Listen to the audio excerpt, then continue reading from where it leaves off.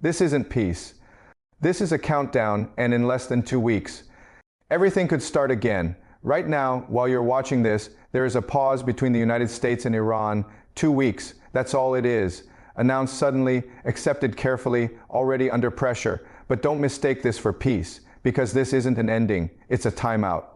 And both sides are using it to prepare. Not to step back to understand what happens next. You have to go back to 2015. That's when the nuclear deal was signed. Iran agreed to reduce its uranium stockpile, shut down most of its centrifuges, and allow international inspections.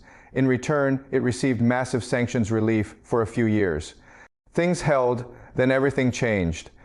In 2018, the United States walked away from the deal. Sanctions came back hard, Iran's economy took a hit, and inside the country, the balance shifted. The voices calling for compromise got weaker. The voices calling for resistance got louder. At first, Iran moved slowly, then it didn't. By 2023, uranium enrichment had reached 60%, not weapons grade yet, but close. Close enough that experts began warning about something new, not one nuclear weapon, several. By mid-2025, the situation reached a breaking point.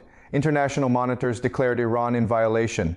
Iran responded by expanding even further. Israel struck first. Targets inside Iran were hit: nuclear facilities, missile sites, key personnel. Then something unprecedented happened.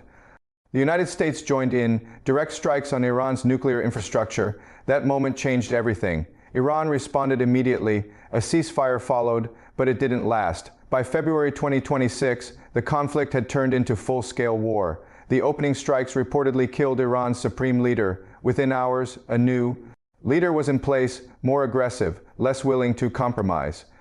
And from that moment on, the path forward became far more dangerous.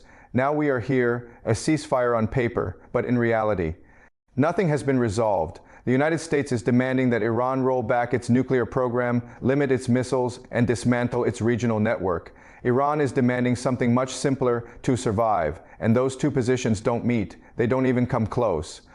Which is why this pause is so fragile, because when it breaks, it won't break quietly. The first shock will hit energy. There is a narrow waterway that most people never think about, but a huge portion of the world's oil flows through it every single day.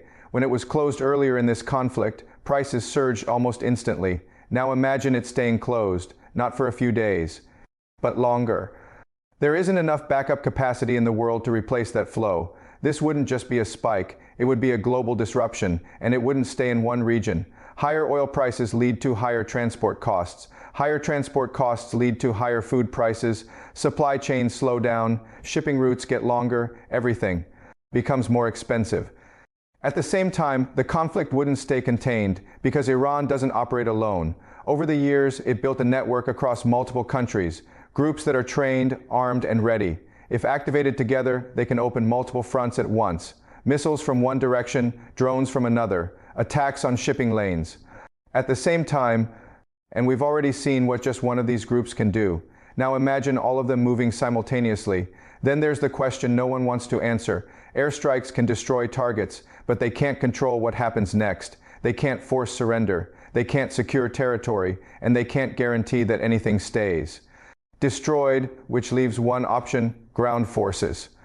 The United States already has a significant military presence in the region. More forces are on standby.